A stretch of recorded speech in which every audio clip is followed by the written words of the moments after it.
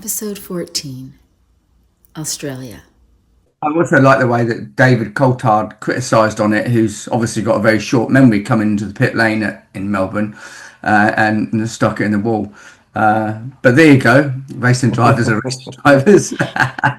Welcome to the Two Mechanics podcast. Kenny Handkammer and Mark Grain have 18 Formula One World Championships between them, have been in the Guinness Book of World Records twice. They have over 30 years of motorsport stories between them, not to mention the 40,000 beers. Cheers. What you say? Okay, Mark, what are we saying? First race of the year. Quite eventful. We thought it was probably going to be a lot worse than it was. It was actually quite good, especially the start. So fizzled out a little bit. Yeah. What's what we are saying?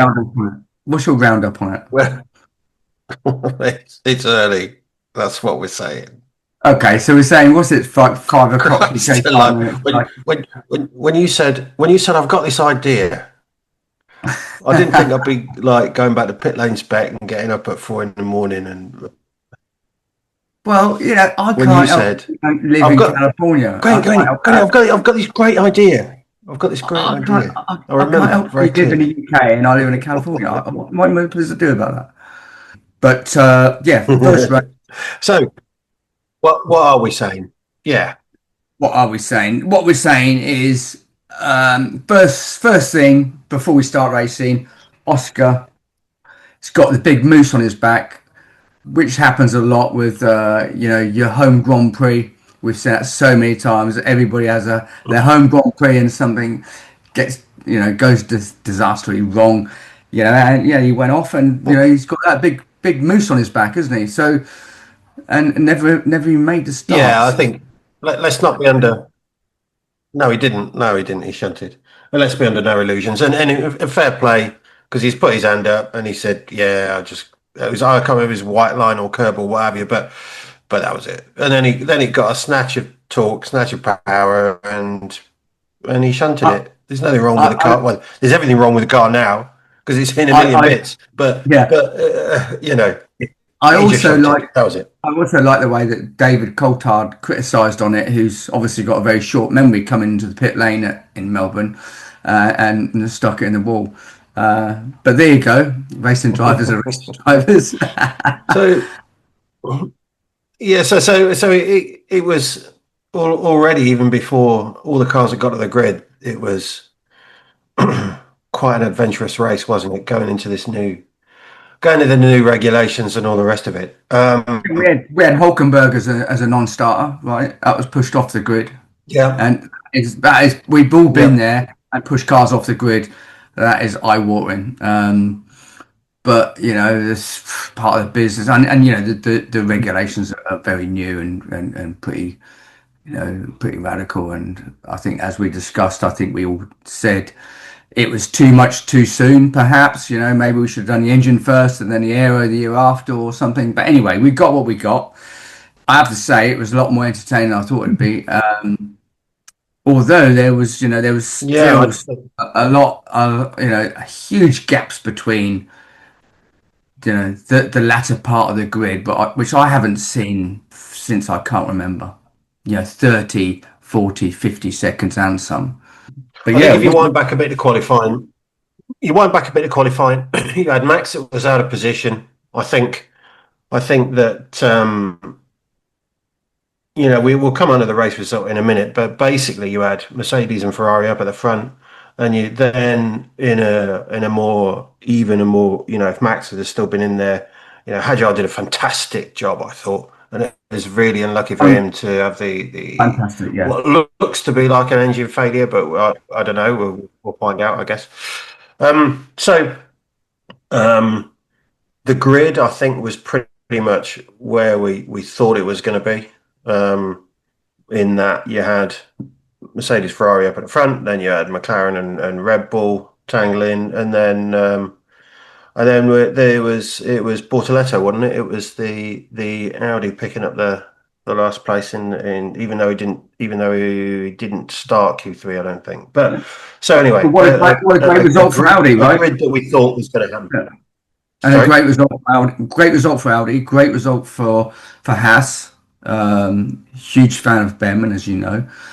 So that was all pretty amazing. But we did put a hot stamp on Haas to be, at least midfield plus. So that was quite good. As we kind of predicted. Ferrari starts amazing, and I just think Ferrari threw it away. To be honest, strategy not coming in when they could have done for basically they could have saved themselves 10 seconds on both cars, and it would have been then you'd have Mercedes chasing Ferrari down because they would have been leading by then, and it would have been a completely different finish to the race, and that could have been a 1-2 for Ferrari, to be honest. And they basically fucking ballsed it up. I think 1-2. I think 1-2 is. I think that's a bit of a stretch. Honestly, I think they could have had. I think it would have been George still, and then one of the Ferraris, and I actually think it could have been Lewis. I think Lewis was driving a fantastic race. When people start, when people are there and they're out and they're going, "Oh, I don't know if Lewis Hamilton still got it," and the same with Fernando Alonso, right? And I'll come on to Fernando in a minute. You saw the intelligence. It's not just about whether they can catch a big oversteer moment and all of that pace. It's about their ability to read a race. And I think Ferrari should have split their strategies. Dead easy to be an armchair strategy dude, isn't it? Try it when you're on the pit wall, and then all of a sudden he gets under your collar a bit, doesn't it? So. Yeah, and like I said, hindsight's great, isn't it? But we can all look back on it. But at the time, we were texting each other and going, "Why the hell didn't they split them? Why did Ferrari?" Yeah, exactly. And Lewis was saying, in our defence, he was happy to come in. Everybody that's watching. Yeah, he was happy to come in, and we know Lewis has done. He knows his stuff. He's been there, seen it, done it. And nobody more experienced than him. So. I think Ferrari are just a bit stubborn, and why don't they just listen to what the gut feeling of the drivers? Because let's face it, their strategy's been awful for multiple times and multiple years, right? In our defence, we were exchanging messages all the way through the race, and at that very point, it was like, you box one of them, quick, box now, box one of them, box one of them, and stay on the same strategy as Mercedes-Benz and split it, and then. So it's not like we're wise after the event. In real time, that's what we thought. We were complaining in real time. Yeah. So, and I think, Mercedes race pace was obviously super strong, fantastic. I'm really pleased for that team and for the. Not only for the people at Brackley, but also at Brixworth, they've had a 1-2. But also we have got a strong Ferrari, and I suspect that if Max had started further up, if it had not that then problem in qualifying, and let's be clear, it's a car problem, not a Max problem. Oh yeah, 100%. If Max had started further up, he'd have been right in the mix as well, I'm sure. They said it was a software problem, and. He gained 10 places in 10 laps. I mean, there's not many people that can do that. Yeah, that brings me on to Fernando and Aston Martin, right? So we know they've got their troubles, right? Obviously, the troubles run deep, and it's all well documented now, really, where they're at and whatnot. But at the start, how many places did Fernando make? Now, I know it was all to do with the start, but that's a racing driver who's not lost anything, not lost any of his intelligence, not lost any of his speed. If he's got a reliable car under him, he would have finished in the points today. That's Fernando. So, but of course he went backwards. But right at that get go, he just waltzed past people because that's how good he still is, right? Yeah, we both worked very closely with him. I was lucky enough to win his first championships with him. So, and you worked with him later on, and he's phenomenal. And I think he's still got years left in him. I mean, I know what was he now? 40 blah whatever, 2, 4, don't know, can't remember. Yeah, but he's still got time left in him, and then he can go on and do, more IndyCar if he wants to, more sports cars. I know there's been a discussion between Max and Sebastian and Max doing Le Mans together. How tremendous would that be, But yeah, getting back to the race, like I said, the gap between the front and the back was just immense.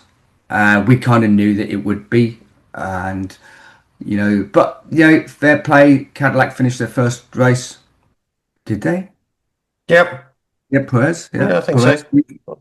And Audi, fair play. That they did a fantastic job, and scored points.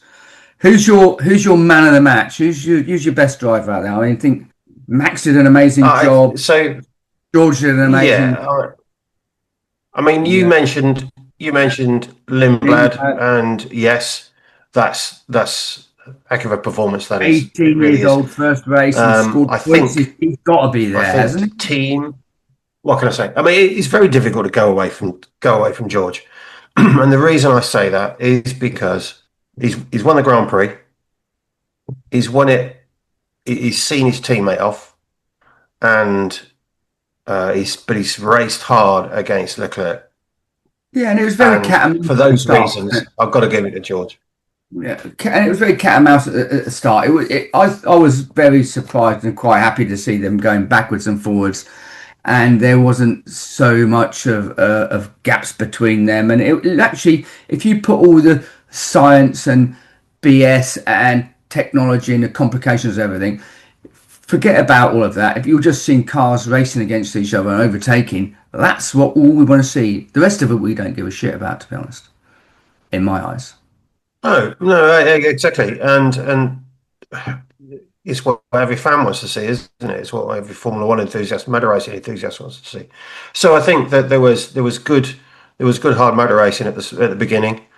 I think all the way through, they're all working out more and more about how you drive these cars. The testing has been done, the simulator work has been done, but this is the first Grand Prix, so there's immense amount of, all of those race car drivers' brains that have been like sponges, just right, lap after lap, there'll be some new learning. And notice that even though like 3 laps down, Aston Martin sent Fernando back out again.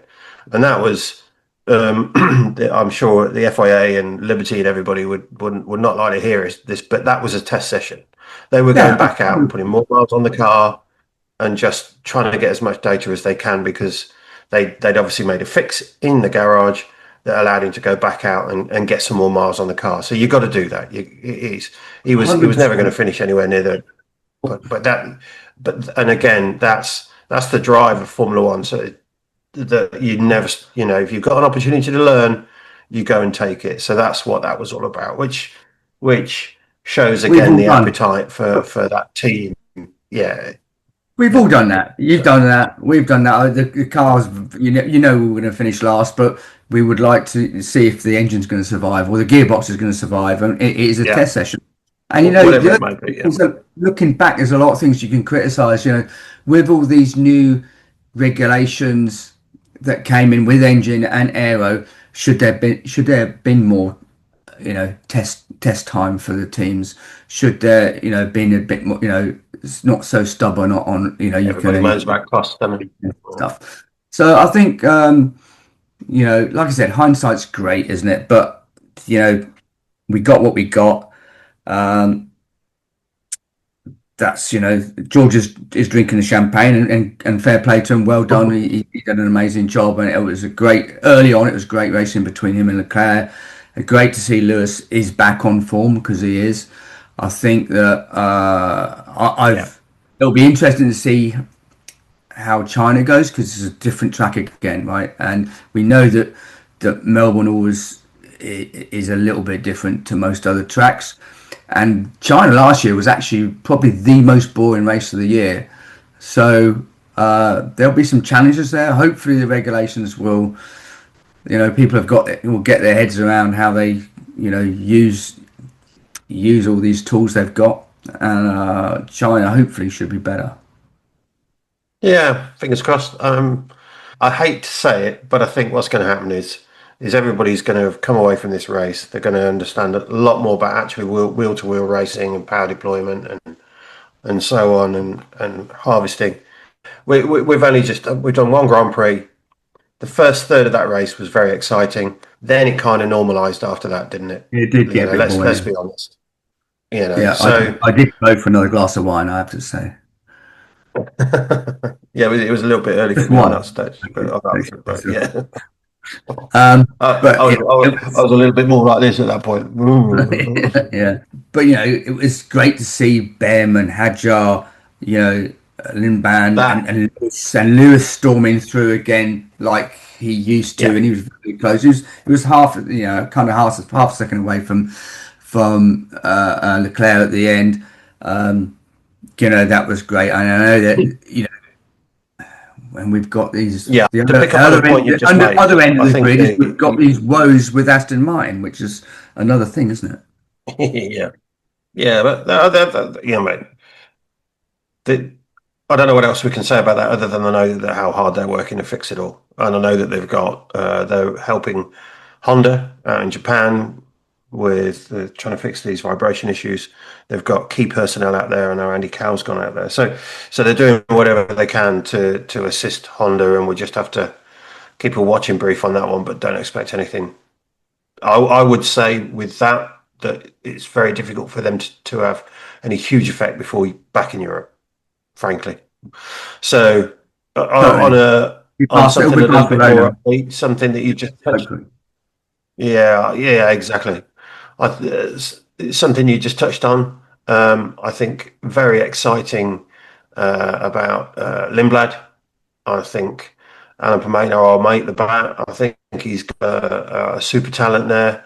Yeah, And remain. I would also say shame. Yes, shame about the what seems to be the engine failure. But again, another fantastic talent in Hadjar. That second seat at Red Bull, as you will know, can often be, I don't want to call it a poison chalice, but you know what I mean. It can be a very difficult environment. You're normally up against a super strong driver in the number one seat at Red Bull. And I think Yeah. Hadjar's got the minerals to live with it and to push on. I really do. I think, and he's fast. I think it's very. I'm really excited about that, and I'm going to be. That's everybody should keep their eyes out on Isaac on that one.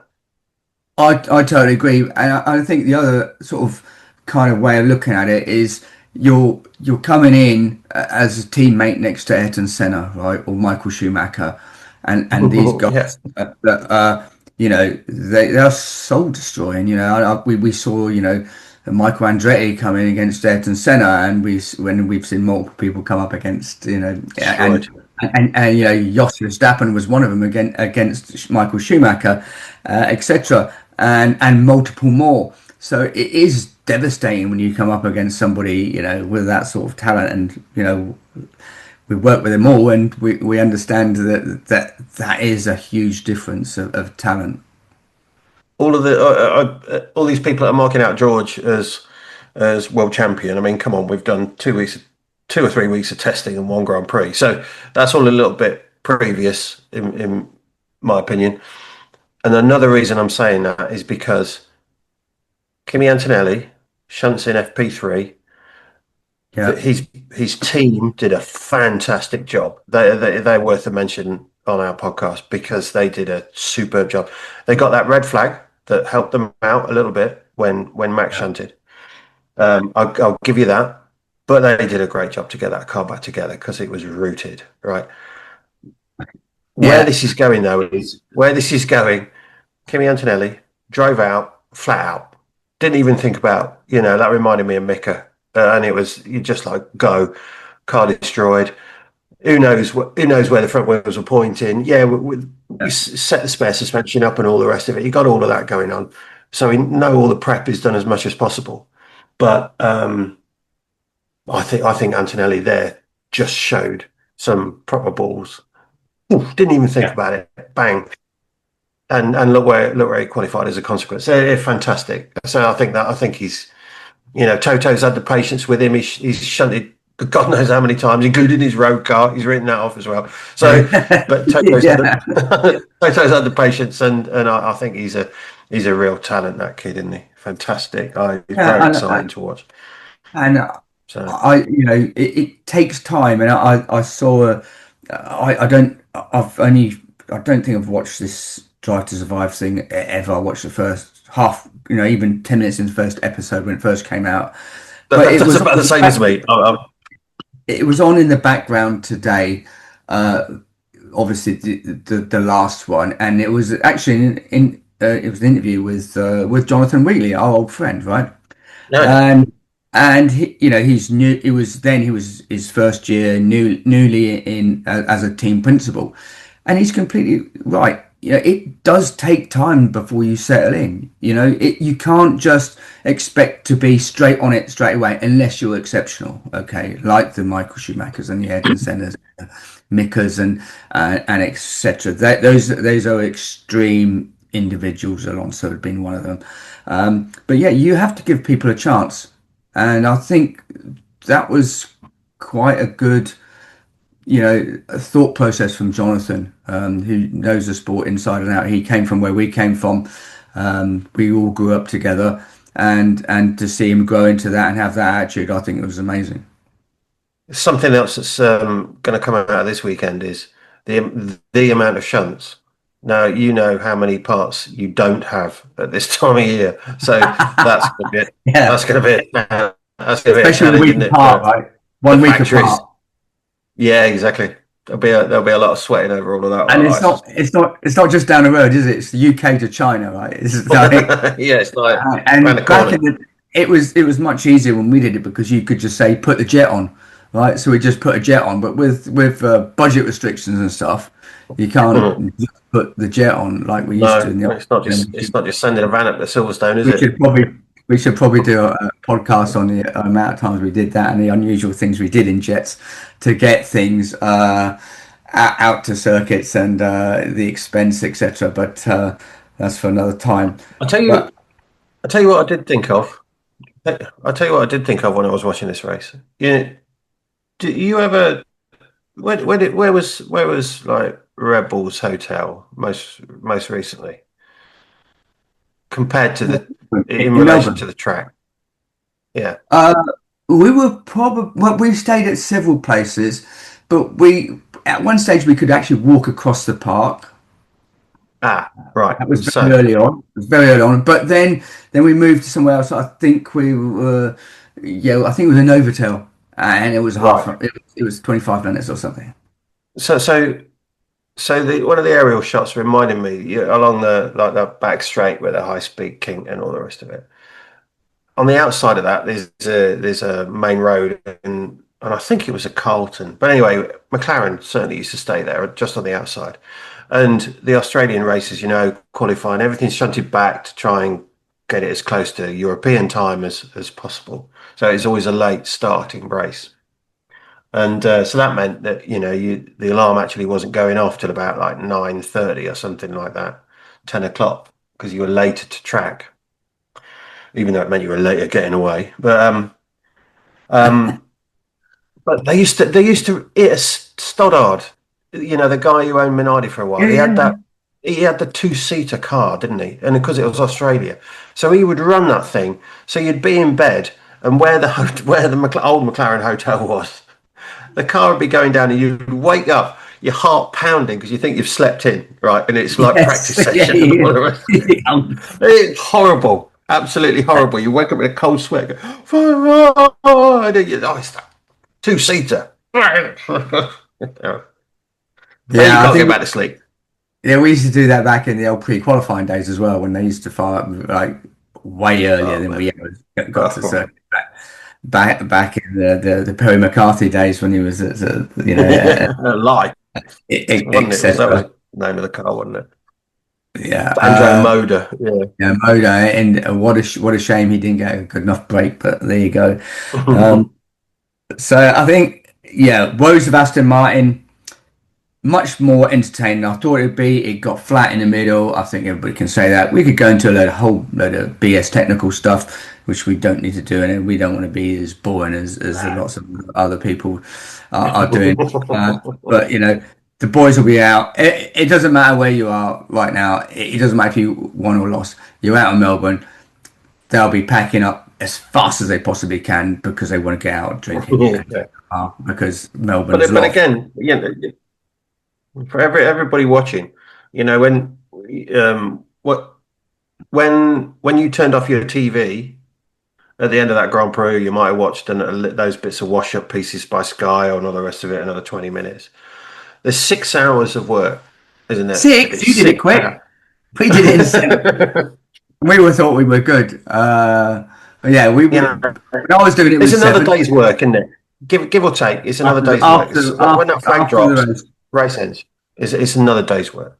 So and you trickle pack as much as you could beforehand, like we used to try and just get that extra beer down if you could get out there earlier. I think the other reflection I've got on it is the interview after the race.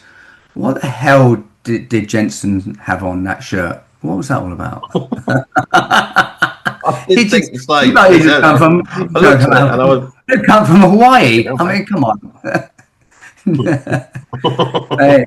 we all know and like Jensen. He's a great guy, but I think maybe he's celebrating Danica not being there anymore. I don't know what it is, but yeah. Well, we're all celebrating. All in all, I think it was a decent opener, and let's see what China brings. Like I said, it was terribly boring last year. Hopefully, it'll be less boring, and then we've probably got a gap because it's unlikely that Bahrain and Jeddah is going to happen. I think we're going to get a gap.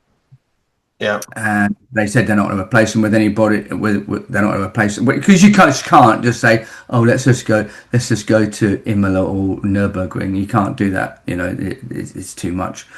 So, and we all know that. But I think, a gap would be, is the right thing to do, and hopefully things will calm down in the Middle East, and God bless everybody out there.